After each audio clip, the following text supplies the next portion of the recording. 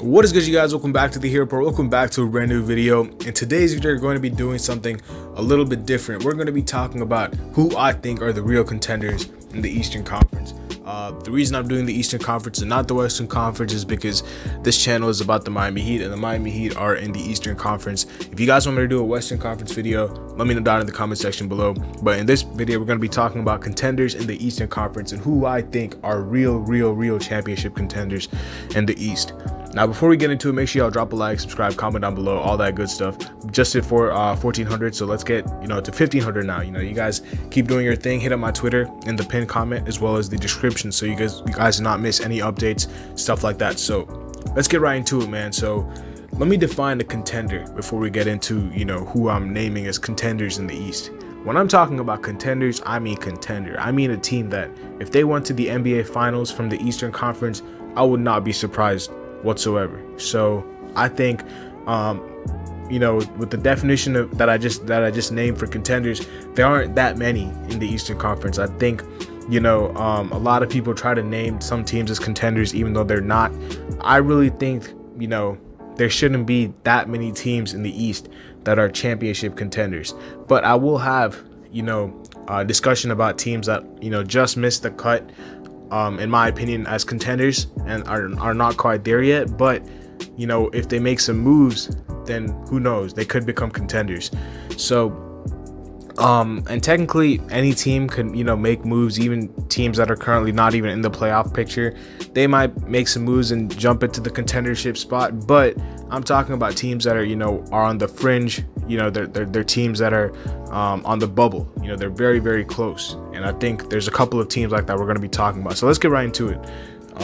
The first team we're going to be talking about that's like on the bubble, on the fringe of being a contender in the Eastern Conference is the Atlanta Hawks. And I know the Atlanta Hawks went to the conference finals last year. They had a great run as the number 5 seed.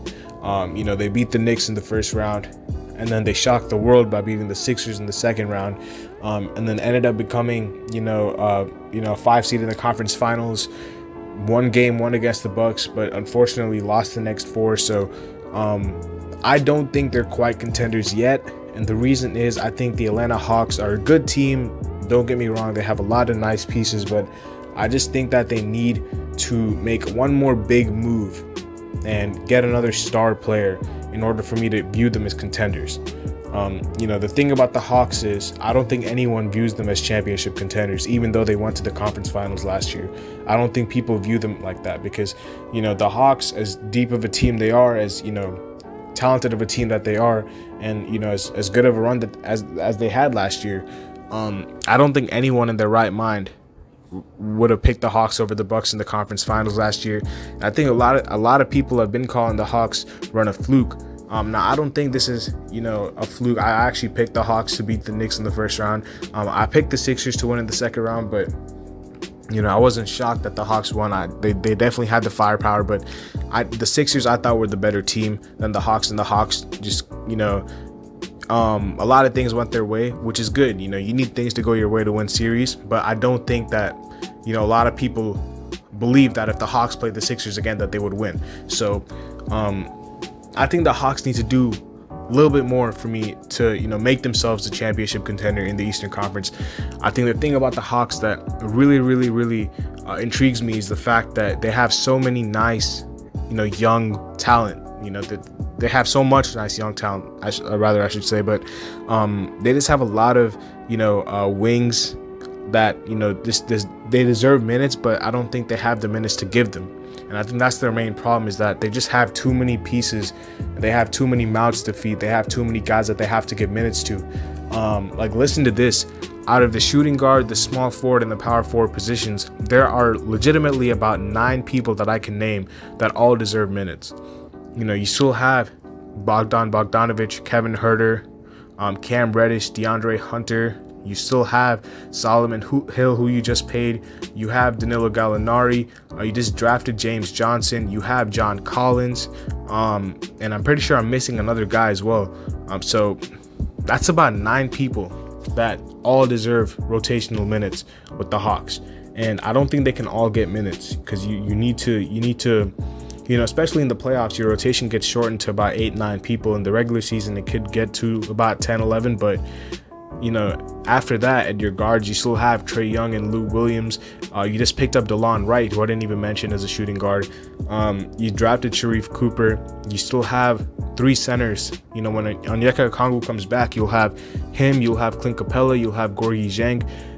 They have depth, don't get me wrong, but they have too much depth in my opinion. I think they have to consolidate some of these pieces, and in order to trade for a star. And I wouldn't be mad if they got in the Ben Simmons sweepstakes. I don't know if Philadelphia would want their young talent, but you know, with Ben Simmons already asking out, maybe Daryl Morey will lower his asking price and you could still snag Ben Simmons or someone like that, because I still think they need another piece. You know, Ben Simmons on that team I don't think would be too bad whatsoever. You know, I know he can't run point guard there, and he probably won't run power forward there, but you can just put him on the wing as a small forward who can just run the lane and just get dunks. You know, just be a guy who can just run in transition, share the ball handling duties with Trae Young. Trae Young can play off the ball sometimes, and defensively that would be an amazing for them, because Trae Young is one of the worst defenders in his position. John Collins is not, you know, a solid defender either. You know, their defense is really anchored by Clint Capella and either DeAndre Hunter or Cam Reddish, depending on who they start. But adding Ben Simmons would really upgrade that. So something like that. It doesn't even have to be Ben Simmons. Just a player that, you know, that can really take them to that next level and kind of just show their fans and show the NBA that, okay, like, you have teams like the Bucks, the Nets, teams like this, but the Hawks are coming. And I don't think they've done that yet. And I think that, you know, they had a solid offseason. I like their draft a lot. They drafted 2 players that were basically the best available at their position. Jalen Johnson was supposed to be a lottery pick. He fell to 20. Sharif Cooper was, if you ask me, was supposed to be a first-round pick. He fell to 48. So I just think that the Hawks just have to consolidate some of their young talent and trade it away for a piece who can help them win now, because a lot of these guys do not really fit their timeline, in my opinion, because they kind of just took a big jump from a team that didn't make the playoffs to a team that was, you know, just made the conference finals. And you know, after that, they're Trae Young and John Collins, they're going to be wanting to do more now. You know, it's not enough. You know, if they don't make the conference finals this year, it's going to be seen as a disappointment in their eyes. So you want this team to be ready to win now, and guys like Cam Reddish, who hasn't really played much due to injury, he has a lot of potential. I really like Cam Reddish, but he might be the one you have to sacrifice.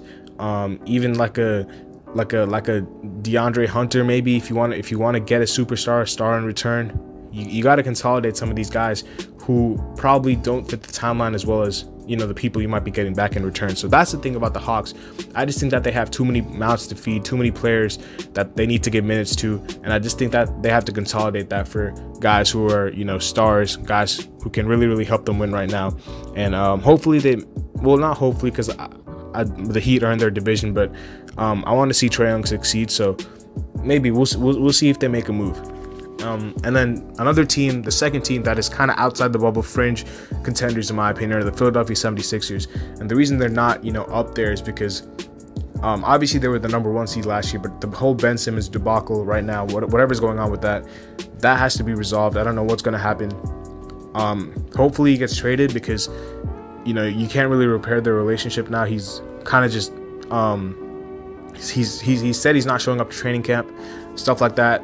You know, the coaches and the team have not really, you know, shown him the best respect. The fans have not shown him the respect.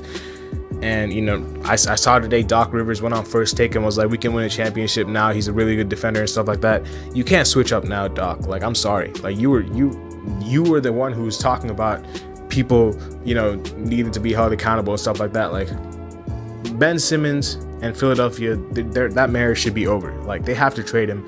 And depending on who they trade him for, maybe then we can talk about contenders or not, because they're not going to get us, you know, Daryl Morey's asking price, I think, is too much. Like, they're not going to get all those pieces back for Ben Simmons. Like, the Dame sweepstakes are over. Bradley Beal, I don't think, is getting traded. And apart from that, you don't really have a superstar player that you can get back. It's kind of just like all-star caliber players like CJ McCollum or Pascal Siakam or people like this who are, you know, talking about that. Or I've seen rumors with the Kings talking about Buddy Hield and Harrison Barnes and Marvin Bagley or something like that. Like,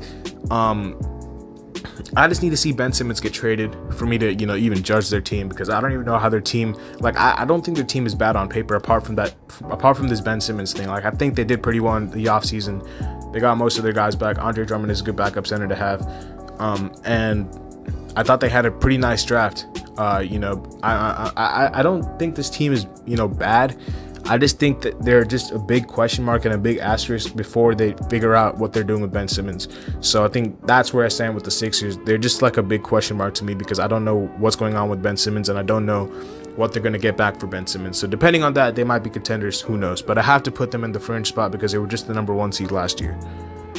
The 3 contenders, in my opinion, are the Miami Heat, the Brooklyn Nets, and the Milwaukee Bucks in the Eastern Conference. I think the Heat are contenders this year. I might be biased because I'm a Heat fan, but I just think that we have a lot of players who are built for the playoffs.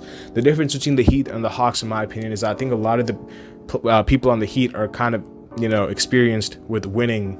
You know, I saw a stat the other day that the Heat's free agent signings have all been, or most of the Heat's free agent signings have all been NBA champions. You know, PJ Tucker won it last year.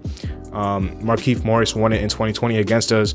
Kyle Lowry won it in 2019. Like, these guys are all experienced at winning championships. Like, they know what it takes. Not only that, you have a championship level coaching staff. Jimmy Butler is a guy that just took his team to the finals a couple of years ago. Bam Adebayo is only getting better.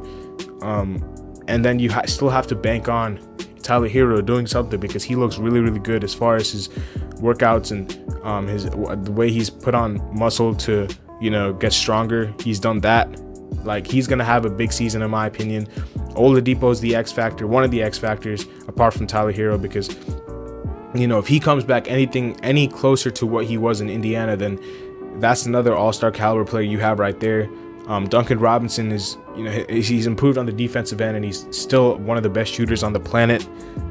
I just think we have such a well-rounded team. You know, I just think come playoff time, it's a team you don't want to see, especially because we have so much, you know, defense. We have, like, our defense is going to be ridiculous. I wouldn't be surprised if we're one of the best defenses in the NBA. Like, a closing lineup of, you know, if Victor Oladipo comes back anywhere, you know, close to what he was, you have him, you have Lowry, you have Butler, you have Tucker, you have Adebayo. Those are 5 all NBA defenders at their best. Even if when Victor Oladipo played with us last year and wasn't, you know, his previous self, defensively he was still really good. So you still have a guy who's a very good defender there, and you still have 4 other all NBA defenders.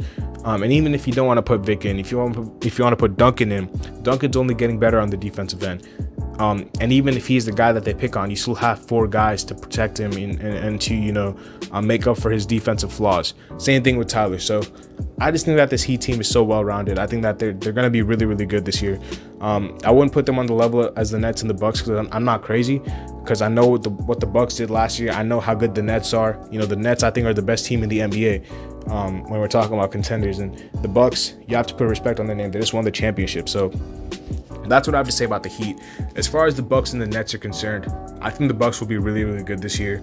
They didn't make too many changes. They lost PJ Tucker, but they got back Dante DiVincenzo, you know, from injury. So he's going to come in and step right in. I just think that the Bucks, you know, they didn't do much, but they didn't have to, because they just won a championship. Like, you don't have to. Obviously, it'll be nice to improve, but, you know, running it back with that team is not a bad idea either. And I like the trade that they did. I'm pretty sure they traded away Sam Merrill for Grayson Allen or something like that. That was a W in my opinion, because he's another shooter to put alongside Giannis. So I think the Bucks did pretty well. The Nets, I think, are the best team in the NBA, hands down. You know, I know the Lakers are good, but I just think that the Nets, with the firepower they have, and like Patty Mills, James Johnson, Paul Millsap, LaMarcus Aldridge is coming back, Javon Carter, Cam Thomas, who I think is the best scorer in the draft right now. Maybe Jalen Green in the future, but right now it's Cam Thomas, Daron Sharp. Like, the Nets did extremely well in free agency. They were one of the biggest winners in free agency, in my opinion, and they're just going to keep getting better. It's scary. It's absolutely scary. They still retained Blake Griffin. Bruce Brown is still there. They still have their big 3, like, you know, Nicholas Claxton is still there. They obviously lost DeAndre Jordan, but Nicholas Claxton, I think, is better than him right now. You know, DeAndre Jordan was absolute buns last year. So the Nets are the Nets. I don't even have to talk about the Nets. But that's why we were at the end of the video. Hopefully you guys enjoyed it. Like I said, 2 fringe contenders or two teams that are not contenders yet but could be if they make some moves, are the Hawks and the Sixers. And the 3 contenders in the East, in my opinion, are the Heat, the Bucks, and the Nets. Let me know if you guys want me to do this for the West as well. I know it's not related to the Heat, but it's just cool to see because I'm an NBA fan. So if you want me to talk about the Western Conference contenders, hit me up in the comment section below. Leave a like, subscribe. I'll see you guys later as always, man. Peace.